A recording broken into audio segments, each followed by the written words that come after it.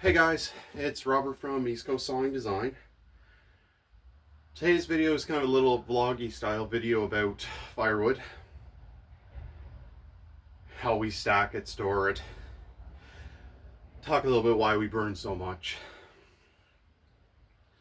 I haven't been doing a lot of videos on firewood this year just because I had some issues with the my camera setup and how I do everything. So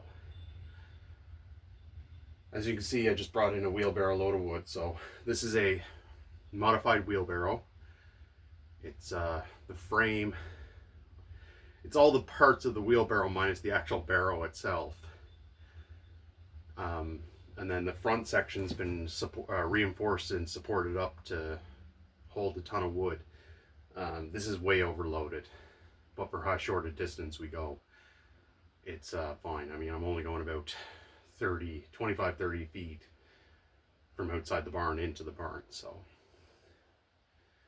you see mostly our small stuff. So probably 2 to 3 inch mostly. So as you can see behind me, the barn's getting full. So volumetrically speaking, this barn holds 12 full cords, and I'm going by the measurements of 128 cubic feet to a stacked cord. So that's equivalent to 4 by 4 by 8, a pile exactly 4 by 4 by 8. For some guys that use face cords, it's 36 full face cords. Ooh.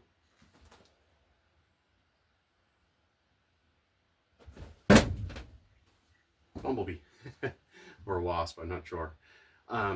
So 12 full cords or 36 face cords, and that's the bare minimum we burn every year.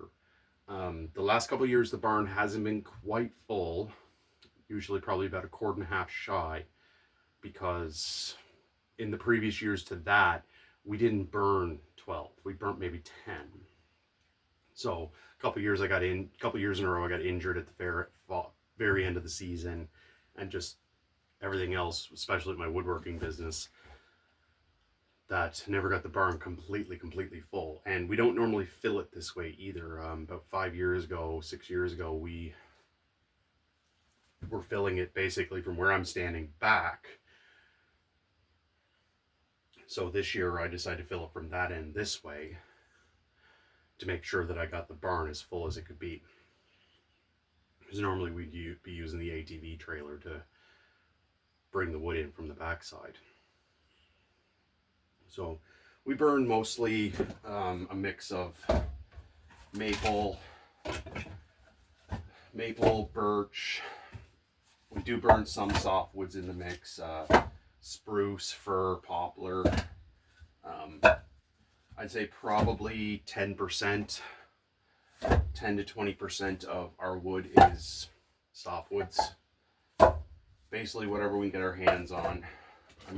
The next time I get a load out of the swamp, I'll be showing that process. So you can see some of the bigger split stuff up on the row behind, and you may or may not see what's directly behind me. That's all big wood. So trees that are 10, 12, 14 inches across at the butt. That's what we like to get, because it goes a lot easier. You're cutting maybe 2 trees, 3 trees to get a heaping trailer load, versus when you're doing stuff like this, you're cutting down about 30 trees and all the cleanup that's associated with that. If you're doing birch, sometimes you'll get a lot of branching at the top that you got to clean up. Maple is not nearly as bad as birch.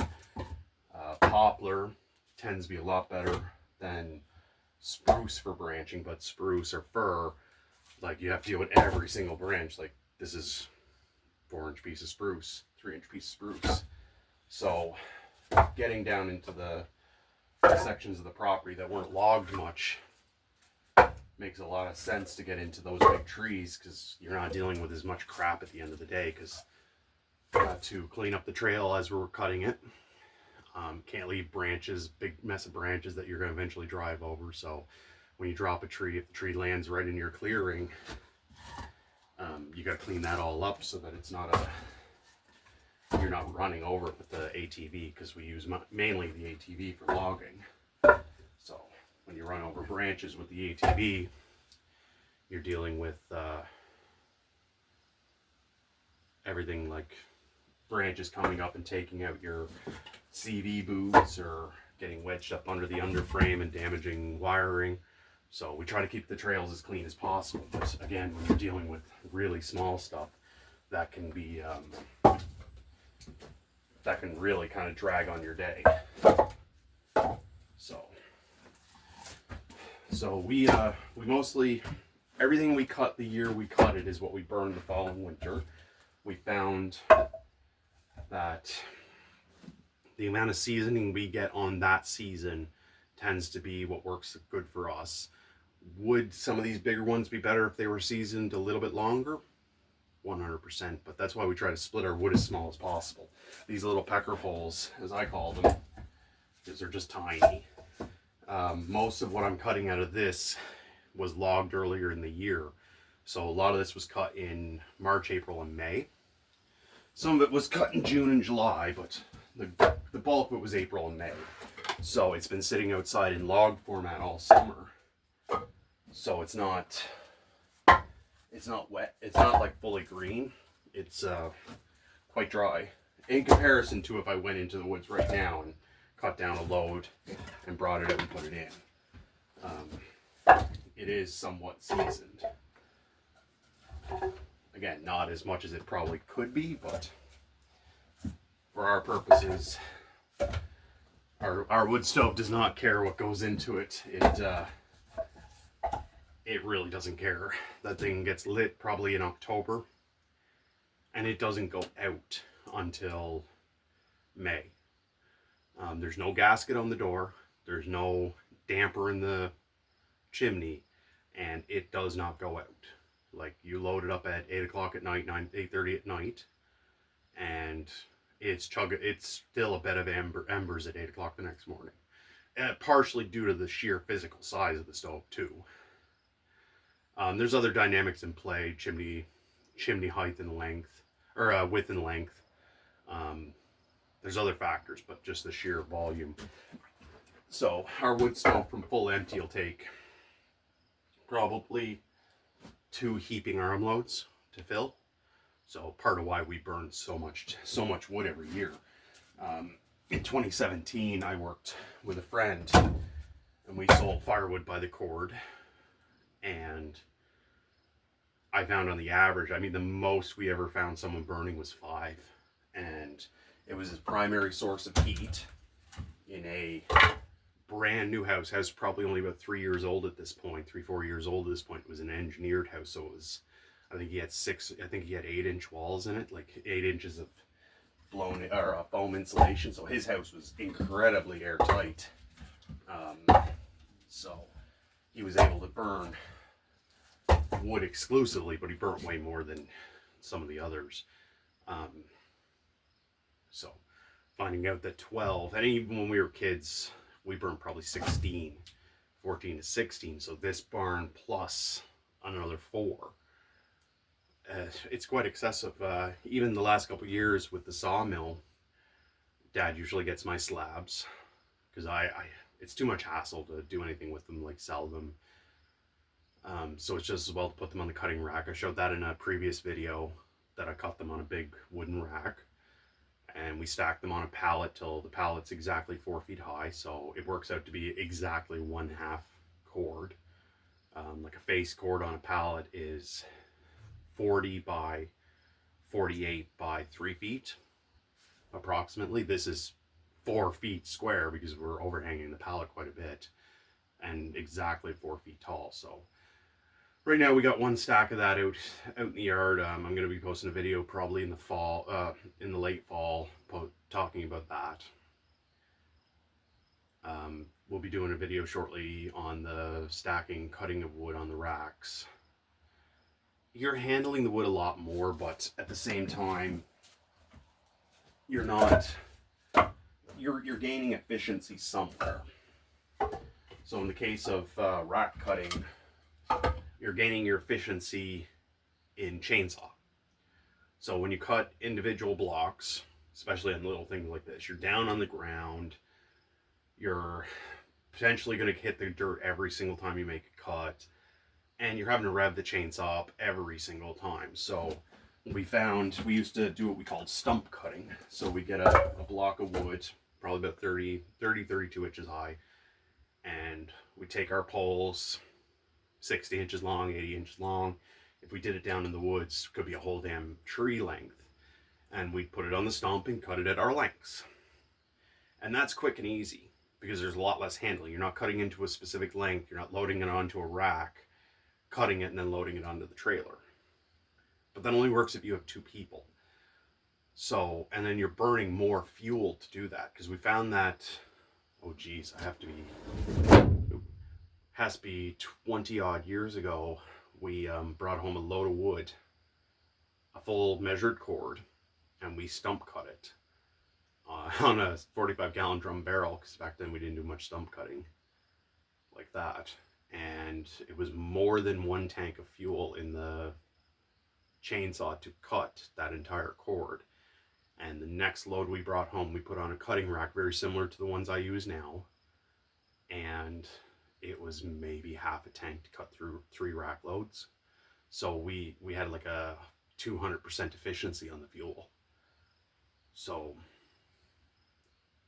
cutting on a rack makes a lot more sense. Now for these, and that's only for this size wood though. Like if you're cutting, like what's behind me is like 5 inches, 5 to 6, and then some of the splits are upwards of 8 to 10. You're not rack cutting those. They're just, you're manhandling the wood too much then. So then you ground cut them, but you're at your efficiency because you're only cutting maybe 2 trees into 20-inch blocks. You're not cutting 20 or 30 trees into 20-inch blocks. So you're gaining your efficiency back there. And again, when you're working by yourself, you have to weigh efficiency versus hurting yourself too. I find, like with my back being, I have 2 ruptured discs in my back, so I found that I have to basically figure out ways of efficiency. So in the spring, when I can't get down into the swamp to be cutting big wood, that's when I cut the small wood and just haul it out. I can get a heaping trailer load in half every day because I'm only cutting the trees up into 80-inch lengths. I'm not cutting them into block lengths. So you're saving all that time. Mind you, you're handling your wood way more. So in the case of cutting 80-inch lengths, you're cutting your tree down, you're cleaning your brush up, you're cutting your tree down into 80-inch lengths, then you're putting them on your trailer, you're bringing your trailer out of the woods, you're stacking all the wood into a big pile, then you're putting your wood off the pile into a cutting rack, cutting it, putting it on the wheelbarrow, bringing the wheelbarrow in and loading it. So there's a couple extra steps, but you're spreading that over time. So if I did, I think my cutting racks will hold 3 trailer loads between the 2 of them, because it's more than 1 trailer load per rack. So I could, every 3 days, do 2 rack loads, and I would save the stacking and restacking step and I'd still have the efficiency. But I like to just, first in the spring, you're coming out of winter, you're feeling the effects of not working all winter, and I just like to put it all in one big pile that way, and then I can pick at it during this late summer, early fall. So right now what I'm doing is, when I cut out of the swamp, I bring up a load of the big stuff. So some of it's right there. So that's one load. Then I'll fill the racks up in the morning, cut them in the afternoon, put them away in the evening. So I'm actually getting over 3 loads of firewood into the barn every day. So I'm gaining time efficiency there. I'm not like, I go from, it's like 5 trailer loads per row. There's 10 just on the back half of the barn because it's 200 inches long from the door back. So if there's four loads per, like 2 trailer loads, 2 rack loads is about a full row. That takes me 40 days to do if I did 1 load a day. If I'm doing 3 loads a day, that cuts me down about 12 days. So there's 13 days. So there's a bit of efficiency in time. Everybody does their firewood differently though, so I can't say that what I do works for you. If you're getting wood that's 20 inches big every day, or you're buying your wood, like you buy trailer loads of logs, it's a completely different animal to cutting your own trees, because when you cut your own trees, you got all that hassle before you even get it out of the woods. And for someone with 2 rupture discs, it takes its toll. So right next to me, I got some big slabs. I mean, I'm storing these for someone. These are some chestnut slabs I got a couple years ago. I got the tree a couple years ago and I milled them into slabs. If I had logs like that every day, I just cut the logs into whatever 20-inch long blocks, bring them up in the trailer, and every single day I could get 2 loads out, because then you're not dealing with the hassle of the little stuff. So like I said, just a little vlog rambling about the way I do firewood. Hope everybody has a great day. Thanks, bye.